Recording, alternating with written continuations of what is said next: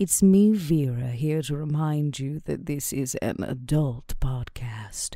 That means we're going to deal with tough topics. Take a break if you need it, and be kind to yourself, because we sure won't be.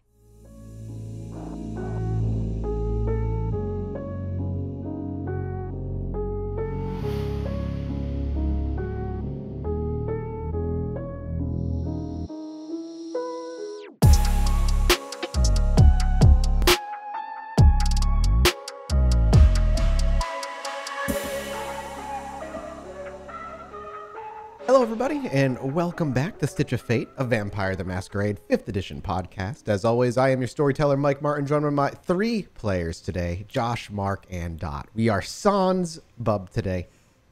Just three of us. Yeah, boo. Bad episode. Nobody listens. Nobody wants to hear us. See you next time, everyone. Yeah, bye. Don't worry, it's just for one episode. We will have our precious Duke Preman back soon enough. But you know, Duke gets up to things, and he's a busy body. He's off lurking in a corner somewhere. Yeah, he's off contemplating how fulfilled he feels as a kindred somewhere while he watches the mortals scurry around like rats. Welcome back, everybody. We got an exciting episode. Before we do anything, as always, just a big thank you to everybody out there who's been pushing the podcast, dropping reviews, and especially those who are over on Patreon, who are directly financially supporting us so we can continue doing that. Because of you guys, we crossed another threshold, and we're going to do another set of one-offs after this season is all said and done. So you're going to see more snapbacks into our dear coteries' previous lives before everybody truly got together. I'm excited for that after the end of things. I hope you guys are excited too. I think we've all a little bit talked about what we might want to do. I haven't, except for Shaun and Max, I haven't talked to you two about it yet too much, but Vera, yeah, I have an idea. Either way. I think that's it for pre-roll stuff here. So I'm ready to just dive in if everybody else is ready. Oh, I'm ready. Let's do it. All right, cool. Let's set the scene, rein it in, and see what our coterie is up to. As the camera fades in, we see the basement of the club, with the blood room on the right and various storage rooms on the left. And in the center of the hallway stands two figures. The tall, imposing figure of our dear Max, clothed casually, long pointed ears, staring down at a smaller, meeker figure with her long blonde hair, nondescript face peering up back at him. And we hear familiar words where we last left. Hey, you Stinky. What's the rumpus? Stinky looks up to you with quivering eyes. She looks around, realizing that Vera, Shaun, and even Duke are still somewhere nearby, but she looks back to Max. Her focus is hard to keep. Her eyes continue to dart around before she eventually lets words fall from her lips. I'm really glad that you're here. I didn't know where else to go. I don't know who else to talk to. Whoa. Slow down, kid. Slow down. Yeah, all right. Just take it easy, okay? Maybe start at the beginning. She tries to compose herself for a moment, the quivering in her own voice still there and present, though she holds her body still. I tried to hold back as long as I could. I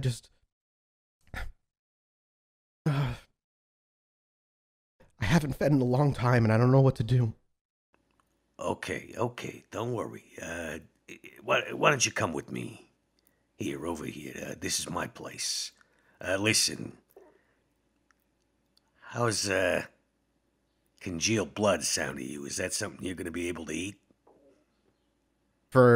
She ponders it for a mere moment before you see her shake her head. Okay. I can't.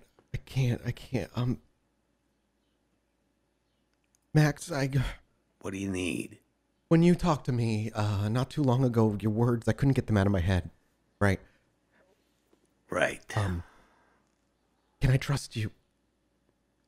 Okay. Stinky, You're the only one who knows him like I do. Stinky, look at me. You can trust me, all right? Now just tell me what you need to get you set right. She nods her head kind of with vigor before she looks to the ground before taking a beat or two and looking back up to you. I don't know why, but I can only feed on our kind. I can only feed on us. Well, Yeah, I get you. Luckily, I happen to know one of us. It's me. So sit down. Yeah. She seems kind of taken aback by how, without a moment of hesitation, you seem okay with it. And as you kind of tell her to sit down, she truly kind of looks confused for a minute, as though expecting pushback before she awkwardly sits down. Now, here's the thing, Stinky. You drink my blood, you're gonna be bound to me, right? She doesn't actually respond. She breaks eye contact with you and kind of looks away. After a few moments, you see her nod her head very, very subtly. Okay, I'm just asking, right? Because you've clearly done this before. If it's how you gotta feed, well, you telling me that the only person you've been drinking from is Gustav? Another moment of hesitation, a scuffling of her feet against the concrete floor, before another awkward nod of the head. Right. Well, I don't exactly know how this is gonna work then, but look, if that's what you need, I'm willing to give. Max opens his wrist with one of his claws. Here you go. You want this in a cup or something, or? There is, as the blood is drawn, I have to make a roll. Real quick. You see for a moment her eyes dilate as the blood pools forth from your wrist, oozing thickly down the side before, not dripping onto the floor. Max, I imagine, would catch it beforehand. Mm-hmm. But He Max, actually can I get a does. He actually does catch it. It's looks like an old Happy Meal cup, and that's what he's catching it in. As you're catching, you can actually hear the thick dripping into this this empty cup. You, Max, can I get a wits insight from you real quick? Sure. I want to see if Max catches it. I imagine, by the way, Vera and Shaun are allowing not necessarily privacy. You're just not in the immediate area hovering over them. Would Shaun have left this? Would he have hung around to see how this went? Because Shaun, as a reminder, has a box of cigars that were jostled just under his arm before Stinky made her way into the back door. I think he's gone to grab a quick snack before he goes out. Okay, you head upstairs to your gathering of friends, shall we call them? Okay. Yeah. Let's call them that. Yes, might as well. Max, you just see her look, as you draw that blood forward, you just catch her look over very quickly, but the camera in the audience watches as her eyes dilate. Her mouth opens as you can see her fangs quickly extend before she catches herself in that moment, closes her lips and forces her eyes to look away, and as it drips into the drips slowly into the cup, you hear her speak back to you, Max. Yeah, the cup will be fine. Thank you. Okay. Here you go. Keep it together, all right? She takes the cup from you. She takes a cup from you with both hands wrapped around them. They're small compared to the rest of you. She's a rather small in stature person. And she takes the cup with both hands and tilts it to her lips, and she just starts to drink it as quickly as she can. You can hear each kind of eager gulp as each thick drop falls into her tongue, and she swallows it. Okay. All right, how you doing? You feeling a little steadier on your pins there? How much did you give her? I'd give her 1 dot, 2 dots. I'd basically give her 1 dot. He then goes to the fridge, and he's now slurping on one of his juice boxes. Okay, so you basically take a dot, and then you give her a dot, and then drink your own self of a dot down. And there's she kind of, as you ask that question, you hear her kind of just coughing a little bit. She straightens herself up and takes a deep breath reflexively before scooting herself toward you to face you. Thanks. Better. It's better. Thank you. Yeah. Well, don't worry. We're not done yet.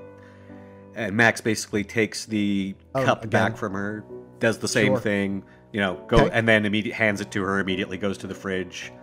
Eagerly, almost as eagerly as the first time, she takes down this second cup as well. Okay, so now you got your head on straight. She hands the cup back, this time with noticeable less, we'll call it paranoia, perhaps, in her face, anxiety, and she nods. Thank you again. I didn't know where else to go. And as she sits up and looks at you, you watch as her visage of this plain girl ripples away entirely. In its place, as described that one time at Elysium, a familial, shall we call it, looking face looks up back at you. But the thing that separates Stinky from you is this putrid odor that eeps off of her. All right. Oh, question. When Stinky is using her mask of many her masking ability, is the smell masked as well? Okay. Yeah, the smell is masked as well. Or it's muted, should I say. It's muted. It's less intense. If you get close enough to her, as was noted, I believe, in the art show in season 1, you get a little bit of a smell from her, but once it comes off, it is much more Max pungent. doesn't really flinch or anything at the smell. He just sort of like nods and says, "Okay, there you are.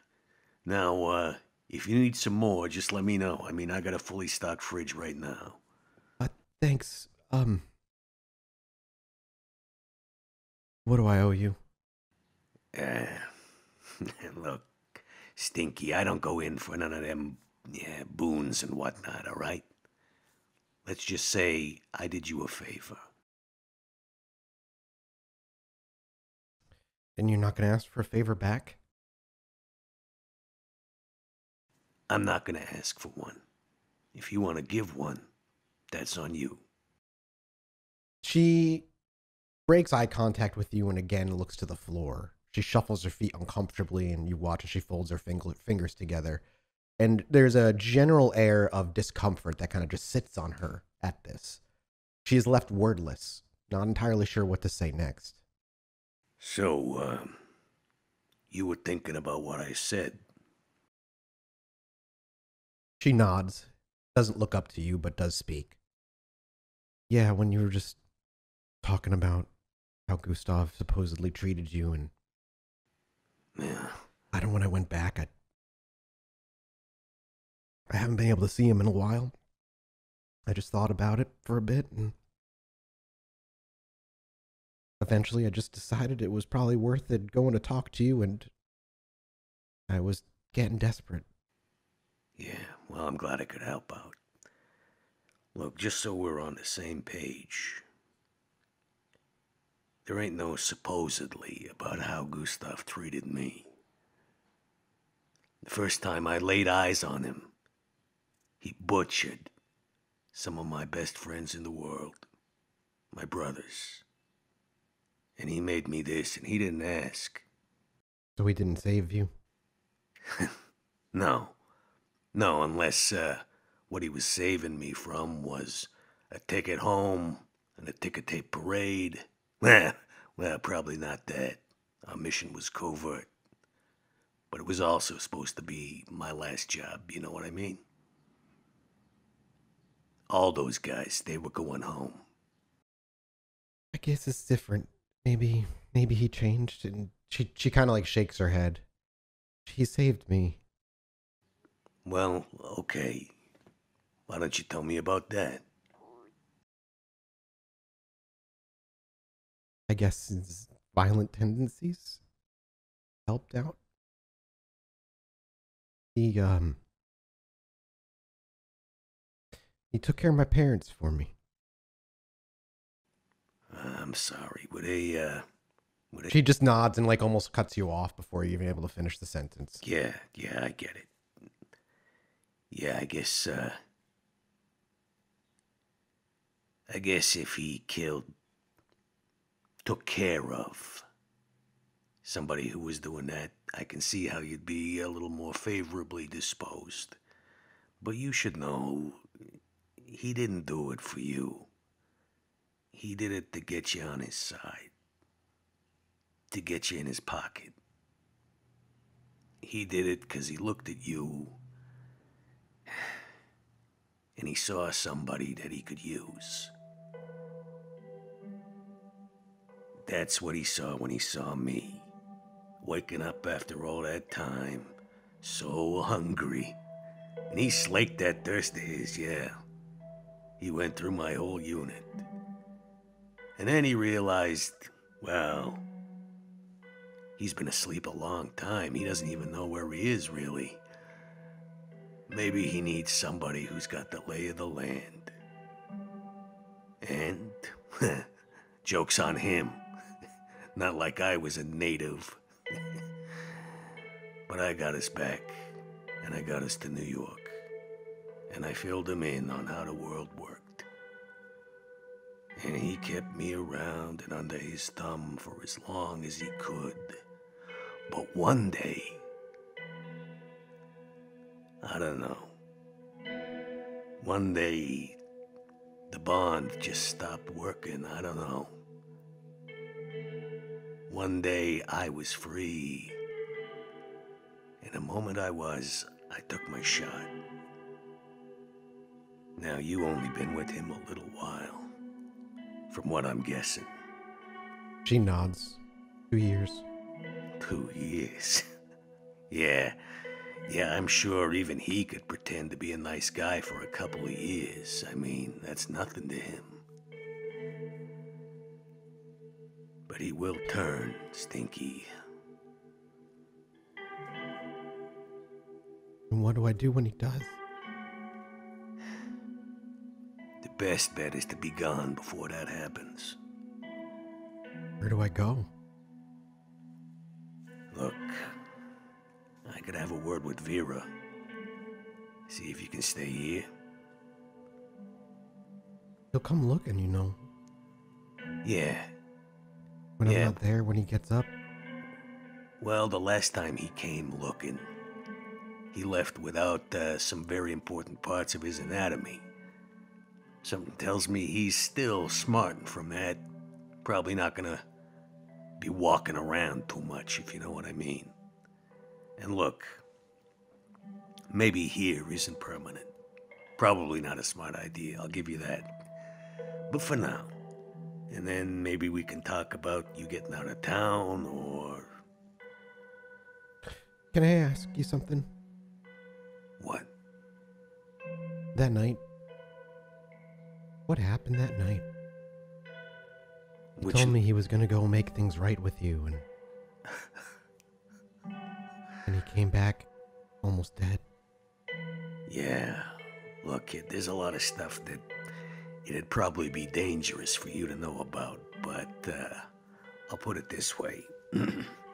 Gustav was up to some underhanded, nefarious shit. The kind that gets you, well, not exactly on the good side of the local authorities, right? I'm not talking the human authorities, I'm talking about the actual authorities. So, let's just say, he wasn't trying to make things right. He was trying to make things right for him.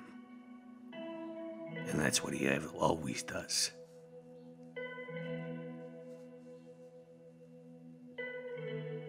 Okay.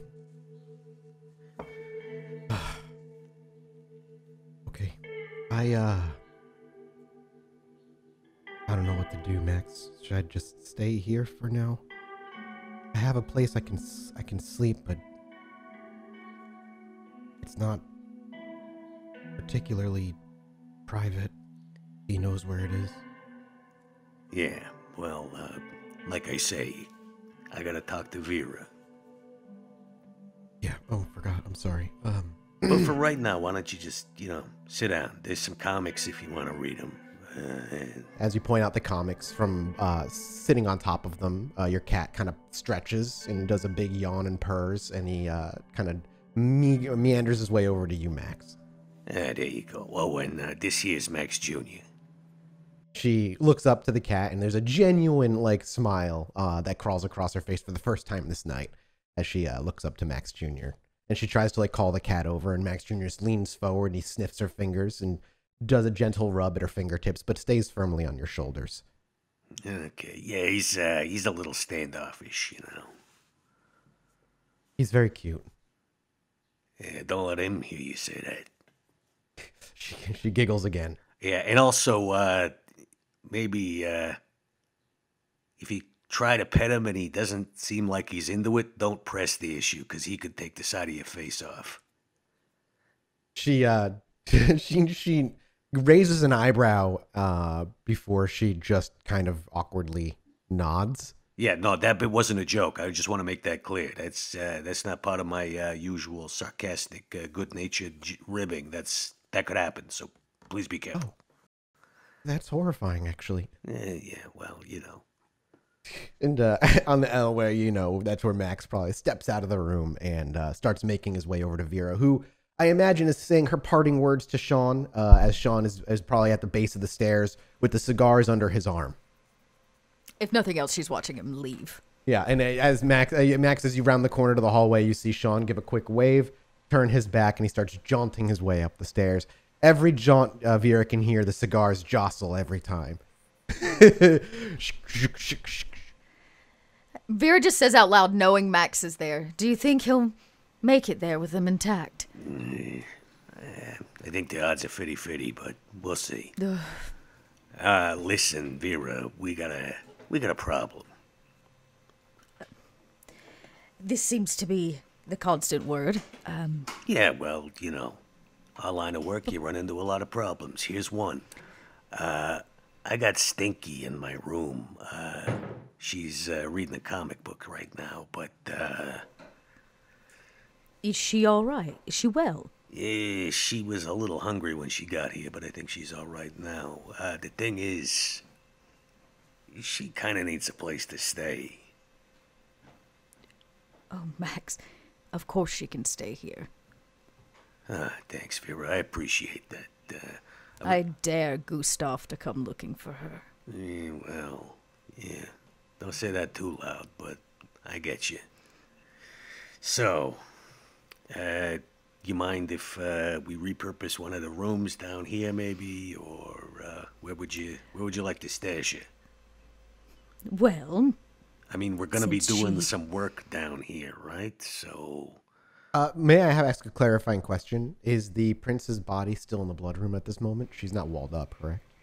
No, that we're still working on all Yeah, of so that. she's still in the blood yeah. room. If that's the case, then Max would have definitely made sure the Yeah. door is closed. I and Stinky's in. imagine Yeah. there's not a way for her to immediately see in there, but Yeah. just want to put that out there and clarify for myself and for the listeners. yeah, and we ain't really stashed the goods, so to speak, yet. So, this is awkward, I understand. I have an idea. It's a space that is not been used in a while. Is she afraid of heights? No, I don't think so. Stage right. There's a small catwalk, a nook. It usually held small bits and pieces, parts of old furniture and props. But it's been rather abandoned for a while. Who knows, maybe she'll find something fun up there while she's at it. Yeah, good. Well, that would keep her a couple of floors away from the renovations, but I also had a thought. Maybe while we're doing the actual construction and whatnot, we could talk to our friend at the school. Pretty sure Gustav doesn't have any idea about that. Get her. You're right. I mean, if we think that her actually being in the building at the time is a little too much of a risk, it's an option. That's a great idea. And since we've decided to keep our noble guest here, maybe we could put her there. Okay. I don't see why not.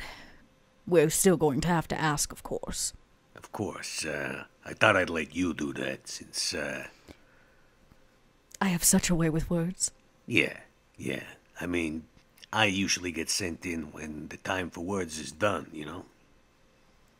Yes, of course. Please assure Stinky she is safe here. Okay. And in the meantime, maybe I'll take her up to the attic again, just 'cause, the odd room blay. Mm-hmm. Okay. Good. Vera just kind of nods like, I understand. Yeah, Max is sort of looking expectantly. Okay, she got it. All right. Yes, I'll be here pondering over our guest. Good.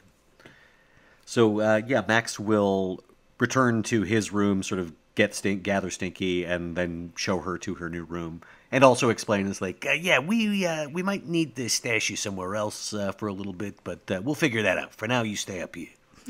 Yeah, and though she's incredibly agreeable, especially now toward you, the level 1 Max not entirely sure if the blood bond, as weak as it is, initially is contributing rather to any of her agreeableness, but even if not, this would be her safest option, and she clearly sees that. Meanwhile, we'll do a quick hard cut.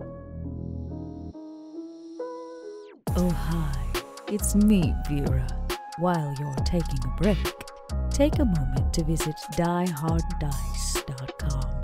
Die Hard Dice is a sponsor of this little podcast. They make what we do possible. During checkout, make sure to use the code STITCH-APR, and you'll get 10% off your entire purchase. And we get a little cut for our own resources. Sounds like we only roll with the best. Shaun on the streets, marching through crowds of people, with a rather expensive-looking cigar box latched under his arm. Where exactly are you going? Are you heading to the tower, specifically? Or would you... His public offices would be known. Okay. I'm So gonna this is go... the tower where you may see him, and then his public offices that you can find him at. I'll go to his casa. His public offices it is. Yeah. Then. We'll see Shaun standing in front of a rather luxurious-looking 2-story building that could at some point have been somebody's home. But in the windows now, it is a wedding planning business that stands in front of you.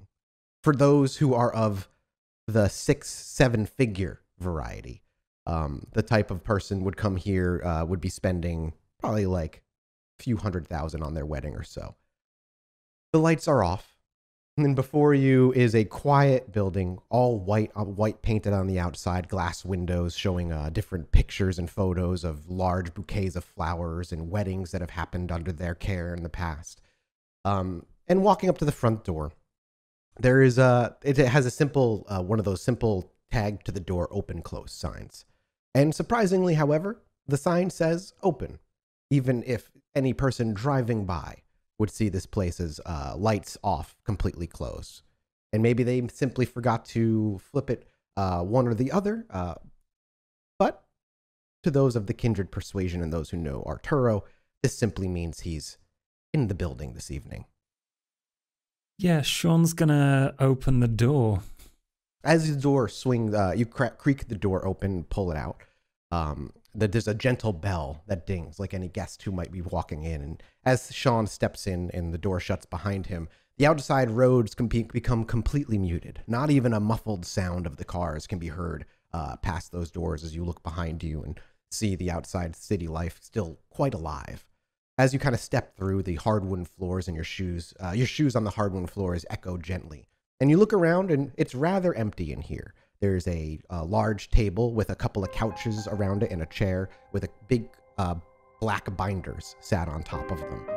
One that says photos and another that is entirely untitled. Across the walls, you have what are presumably the types of bouquets that you could buy for any particular wedding on display. Photos of them at other weddings as examples, and then there's a small, we call it like a refrigerator or wherever, where you keep actual flowers in there. And then there's an actual just like receiving table, but there's nobody here immediately as you step in. You're left alone for a few seconds. What would Shaun do immediately as he stepped in, saw all of this, and realized there's nobody around? Shaun's gonna start by going, excuse me, anyone? I am here to plan a wedding. And then if he has to wait, he's just going to wander around and fiddle with things. I imagine we see Shaun walk over to the table and flip open the books, and you see just more photos of more weddings throughout the many, many years. You actually, as you flip through, there's photos that are well over 1 or even close to maybe even 2 decades old. They clearly have been around. This business has clearly been around for a while. The name of the boutique, however, Bellame Bridal. Belleame. Shaun flips open a book. You see him kind of looking at through some pictures, realizing how long the place has been around. You walk over to the flowers and the fridge. As you try to tug it open, you realize it's locked and there's no way to he's pop it mostly unless you try disappointed it. about that. Yeah, you're just a little disappointed about it. Eventually, though, you actually hear footsteps coming down what sounds like stairs somewhere in the back room. Again, this is a 2-story building. And the more Shaun listens, the more you hear what sounds like either dress shoes or high heels. You're not entirely sure from the immediate clicking. But eventually, through the back door that would lead to the desk where you might make a payment or what have you, out steps none other than Arturo. Perhaps even surprisingly. No assistant comes forward, no security seemingly. Arturo very confidently strides out of the back room, glasses tucked into his front pocket, hair neatly brushed. And he looks around for a moment before he latches eyes on you. And then there's a Witso insight I need from you, Shaun. Ooh, okay. I am interested to see what Shaun finds out too. With 2, there's just immediate. You could reroll 2 of those if you wanted to. Use a willpower. Nah, he's not gonna. With 2, you only pick up the immediate, typical response from any full-blooded kindred most of the time, if they know who or what you are. A general look of disgust. It quickly fades before there's not a pleasant look on his face, but a neutral look on his face, and he speaks up before Shaun has a chance to say anything. What did Vera send her mutt for? Hello there. You're a man who deals his own business. No lackeys. That's classy. I like it. Anyway, I am here to offer an invitation, which by the looks of it is rare for you. I'm just gonna let you unwrap it yourself. And he hands over the box, and he bows Is it tucked under deep. Shaun's arm? Yeah, from underneath his arm, he just kind of puts it out one arm and then does a very sarcastic deep bow and like twiddles his hand and puts it out in front of Arturo. Yeah, we watch as Shaun does this elaborate bow and eventually kind of plops the cigar box on the table. The table kind of sits between the two of them. Arturo watches this silently the entire time, looking down through his nose. And as the box reaches the table, his eyes go from Shaun to the box. He takes 2 very slow steps forward, places both of his index fingers on each side of the box, gently rotating it towards him and dragging it across the table. And as he plucks his thumb and index finger on each corner of the lid and tilts it upward, what we see is the camera first over Arturo's shoulder is a jostle of different cigars. They're all the Arturo cigars, but they're laying on top of one another. Some are kind of like piled in the corner with a big empty space in the middle. One of them we see the golden wrapper on one has ripped slightly from being hooked on one of the pieces of wood on the inside. And as he looks down at this, and he looks back up to you, and he gently closes it with a quiet little click. He says, well, simply, again, without an expression, "Please pass Vera along my deepest thanks. I look forward to the VIP experience of Chicago's arguably hottest club." It's not even an argument. You'll find out how hot it is when you get there. I hear Kindred like to smoke, so have a wonderful evening. You know, Shaun, I can never tell if the words coming out of your mouth are a threat, a joke, or a mix of both. I've been learning a lot recently, and jokes with Kindred are generally not a good idea. So everything I say is in good faith. I genuinely want you to have a wonderful evening. He simply stares at you.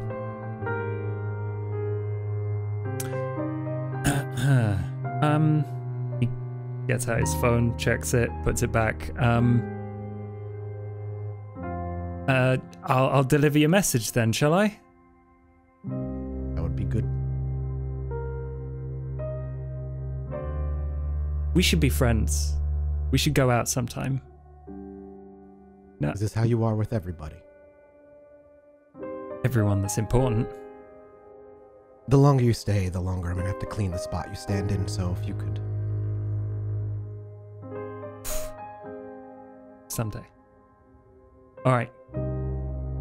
Farewell. And he leaves. And there's that awkward silence, and as the camera sits at the door, as we watch Shaun walk toward the camera and past it, Arturo is simply watching him. And as we hear the door jingle shut, we watch as Arturo drags the box off delicately and turns and walks in the back door, the footsteps making their way back up the stairs before another hard cut. Back to the club. Shaun heading back to the club? Yes. Okay. Yeah. You're gone for about a couple hours, probably, getting out there, spending, you don't rush. During that couple hours, Stinky is relocated. Does Vera have any conversation with Stinky at all? Does she kind of give her space for the night? Yeah, no, she gives that big space. So we can say for the next couple of hours, it's a lot of settling in Stinky, making sure everything's kind of safe. She doesn't see the prince and the like, before familiar shuffling footsteps of Shaun make their way back down the stairs, both Vera and Max being in the hallway at the time of his return home. He is, perhaps excitedly, without the box of cigars. So, at the very least, he delivered it somewhere. Well, you didn't die. Congratulations. Not for trying, It's disappointing. Every time I walk into a place, it's the same kind of lip curl, the same kind of gulp and like sniff of the air. Like, at least come up with something new. Been around for what, a couple of 100 years? Never mind. You got the message. Well, you beat the odds, kid. You beat the odds. That's the idea. But have you two been? Any news? Yeah, we got a new roommate, just so as you know.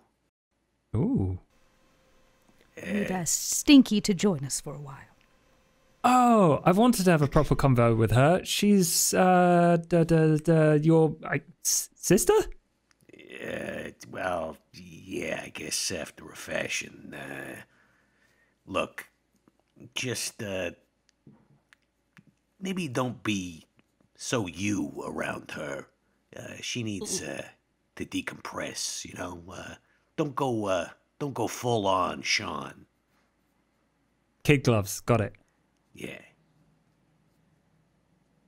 Is she coming to hang in my room? Like, that's fine. We got her stashed upstairs. Of course, now, here's a really important part, Shaun. She doesn't know about our other guest, so maybe we want to keep it that way. Oh, yeah. Okay. Well, I'll make sure not to tell her. Yeah, you do that. You do that. And I think this means, Vera, we're probably going to want to step up our construction schedule. Yes, cool. We should move rather quickly. Or we can at least get Stinky out of here faster. Yeah. So how do you want to tackle talking to our other friend at the school? I don't know. It's been 7 or 8 years since we've even laid eyes on her. Sorry. Yeah, I see what you did there, but, well, just so as you know, I mean, right at the start there, I was keeping tabs, but, yeah, I've kind of let that lapse as well. I guess I will have to go pay her a visit. You want me to come along as backup? Maybe. I guess I could be polite and give her a heads up. Yeah. I think it's probably a good idea to lock up the blood room, too. Yes, we should pretty much avoid it for a while. Stinky seems to be a rather astute kindred. Yeah. Let's maybe put up some privacy screens or something, too, so that's not the first thing you see when you walk into the room. I've had another thought. It's very obvious she's a tad afraid of me, so I imagine the one place she wouldn't go snooping is, well, my boudoir. Oh, got it. Okay. I'll make the move. Vera just nods like she's not carrying the prince to the third floor. No. Max can do after it. Max can do it unseen, so that's what. Yeah, exactly. And you could always, even worse, you could wait till the club closed anyway to get it. Yeah, well, there's like, it's nice secret time. We'll just move her maybe to Vera's boudoir. We'll put it in the one place that nobody would ever be brave enough to look behind, which is her dressing screen. Yep. Nobody in the entire city is brave enough to actually peer behind there. So that's where we'll keep her for now. Yeah, and Max, even if the club was empty, Max would still obfuscate just to make sure Stinky didn't see, or yeah, there's plenty. Like with Max around, there's plenty of ways to get that thing up there quietly and unseen. Mm-hmm. As the three of you linger, however, there is a particular question and conversation that Shaun had mentioned not too long ago that has been lingering in Vera's mind now for a few nights. And as the conversation about Arturo and Stinky come to a close, that does still kind of sit at the surface of Vera's thoughts. Shaun, for your daft effort to deliver the unnecessary invitation, I promised you I'd answer something. I've already forgotten why I asked. Just listen for a minute. In your little drug den upstairs, tell me you've got a brick of something in a powdered form. Yeah. Okay. Be a doll and go get it. Okay. He scampers Shaun. upstairs. Yeah, as he scampers his way up the stairs, grabs himself part of his stash. Yep. While he's gone, Vera goes to... No, she probably tells John. She's like, John. Yes, as he shuffles out of a room nearby. She goes, walk to the bar and grab me a thing of salt, please. Of course, my lady. And he shuffles his way up the stairs. He'll be gone for a while. It's going to take some time. Yeah, he'll come back when it's time. Every stair is like my both point. feet go each on each one. All the way up the stairs. Eventually, though, Shaun being quick, he's gone for like 4 minutes. He's up and he's down. He's got a brick in his hand when he returns. And I imagine on the slab, the empty slab now where the prince's body lay, this is what Vera chooses to like do this on. She takes over the brick and she sets it down. She uses her fingernail to just kind of slice it open so some of the powder can just pour out in a mass. Yeah, and it does. It puffs out and the powder falls forward. And she says, I know you didn't have a lot of time with Larson before he asked you to stay with us. Give me a memory roll when she brings up time before Larson. I'm sorry, this is a random thing, Shaun, but okay. Your time before Larson. Those nights leading up to when you met Larson and the night itself are such a fucking blur. Yeah, Shaun starts to phase out a little bit, like eyes glaze over.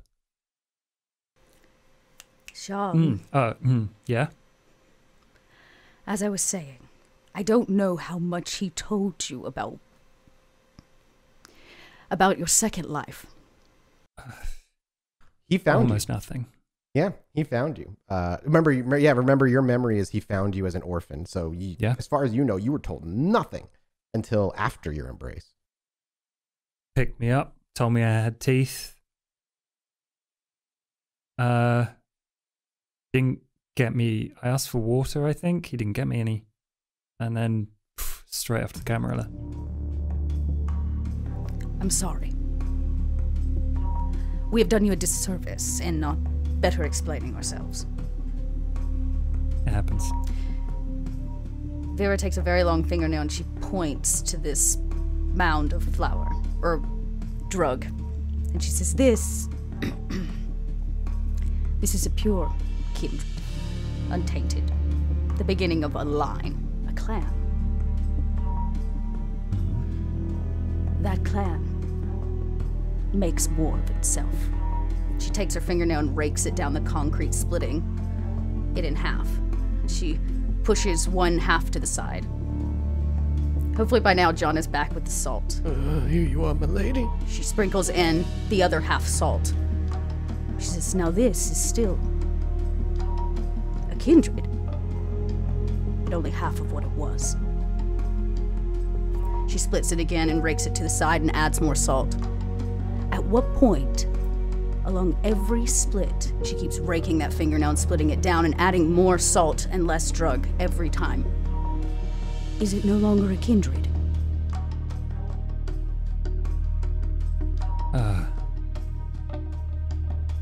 So... It doesn't matter how to make one of us if you don't understand the responsibility of what it does to our bloodline. So I'm just the Raggedy Ends, am I? That's not what I'm saying.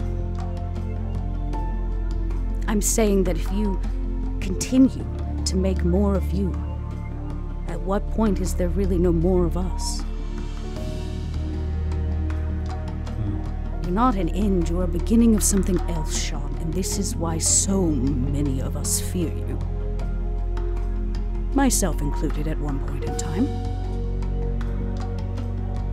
Can't imagine you being scared of me ever, but I get your point. We all have scars, Shaun.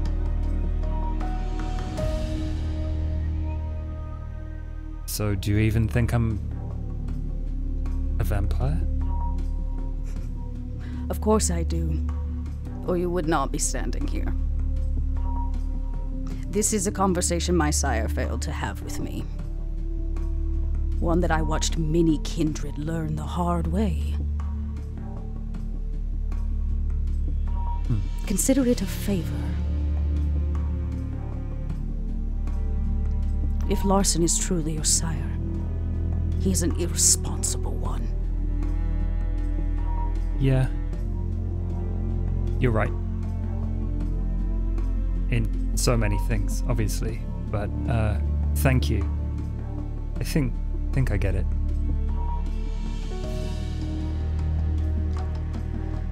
Well, I'm sorry I ruined your heroin. It's ketamine. Wonderful. What do we do with the Fit now for a opened horse. block of ketamine? What do you do with all open blocks of drugs? Start doing it. I was about to do you snort a lot of ketamine Yeah, right what off of Shaun this? does is he drags out Oh, that Lord. final little salty one into a line and then just does that. Dude, how does Vera react when she just does the line of ketamine in front of you? Well, maybe you get the point, maybe you don't. But if you're not careful, you will be the death of yourself, Shaun. Do you wish to explain to Shaun how they're made, or does Vera leave that out? He has to ask. Okay, She gotcha. said her piece, right? So For if he sure. wants more, he has to ask for it. He literally remembers nothing, so he's like, I hate to ask about the birds and the bees, but I don't remember anything. So, Shaun, you cook up things in this place all the time. You have to understand something. How would you make a kindred if you know that everything that we are is tied to the blood, to Vitae? What do you do? well, I've fed people blood. I've fed on people's But they blood. weren't what, Shaun? But happy about it? Dead. They were not drained by you first. Holy shit, that's it. I died? Yes, Shaun, welcome to your second life. He checks his own pulse. Yeah, Vera leans in close and she goes, Larson fucking killed you. Fed you his blood. And you came back. That's fucking disgusting. Do I even need more reasons to hate him? Like, Jesus Christ. Well, I'm glad I could put the cherry on top of the ice cream. That reminds me. I've got something important to tell everyone.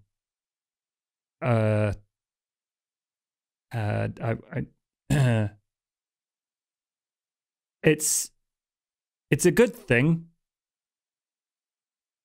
Mostly. It's probably easier when everyone's here. Are you nervous or is that the ketamine talking? He checks his own pulse again. Yeah, it's nerves. Do you want a sneak peek? If I say yes, are you going to say something stupid? Undoubtedly. And you hear the door open at that point. Slow steps down the stairs as you see a tall figure with a mustache. In my best Duke voice, you simply hear him say, Shaun, what's the worry? And we'll cut to black, and we'll pick up next week. Goodbye, everybody.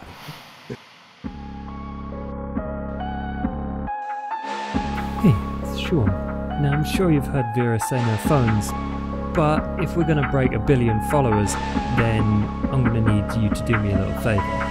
If you could hop onto Twitter and follow us at Pod by Night, that would be mint, and a 5-star review on iTunes ain't going to hurt either. And maybe I'll share some of them spicy DMs with you. Cheers, mate.